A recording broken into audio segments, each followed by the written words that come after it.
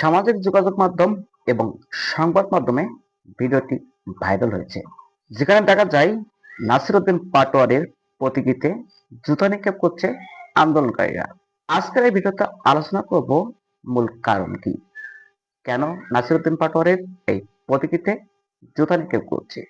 চলুন জেনে নেওয়া যায় আজকের ভিডিওর মূল বিষয়। ওমরা করতে গিয়ে সৌদি আরবে একটি বক্সিং মেশিনে ঘুষি মারার সময় বিএনপি নেতা মির্জা আব্বাসের নাম উচ্চারণ করেন ভাই জীবনে যত শক্তি আছে বুঝছেন নাসিরউদ্দিন পাটোয়ারি। এই বিষয়টি নিয়ে কেন সাধারণ নেতাকর্মীদের এত ক্ষুব্ধ, সে বিষয় নিয়ে আজকের আলোচনা। ঢাকা 28 আসনে মির্জা আব্বাসের প্রতিদ্বন্দ্বী ছিলেন নাসিরউদ্দিন পাটোয়ারি। সে সময় নির্বাচন চলাকালীন নাসিরউদ্দিন পাটোয়ারি মির্জা আব্বাসকে তিরস্কার করে বিভিন্ন কথা বলতেন, চাঁদাবাজ, ঘুষখোর, বিভিন্নভাবে কথা বলতেন। সেটা সৌদি আরবে ওমরা করতে গিয়েও যে মির্জা আব্বাসের নাম নেবেন, সেটা নেতাকর্মীরা কখনোই ভাবতে পারেনি। মির্জা আব্বাস বর্তমান গুরুতর অসুস্থ।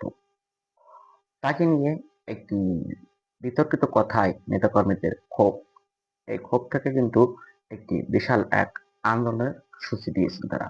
তারা নাসিরউদ্দিন পাটোয়ারির প্রতীক বানিয়ে সেখানে জুতা নিক্ষেপ করতে দেখা যায়, যেটা যেটা সামাজিক যোগাযোগ মাধ্যম এবং সংবাদ মাধ্যমে ভিডিওটি ভাইরাল হয়েছে, সকলে দেখছেন।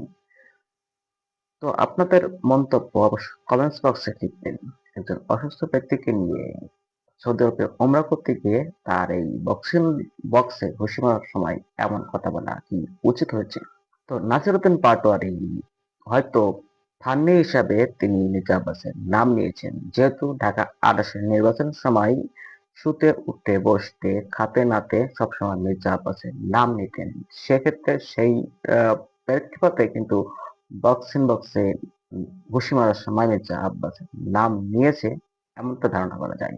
তো আপনাদের মতামত অবশ্যই কমেন্টস বক্সে লিখতে ভুলবেন না, যাতে এ নিয়ে আরো অনুপ্রেরণাত্মক ভিডিও তৈরি করতে পারি। ধন্যবাদ সবাইকে।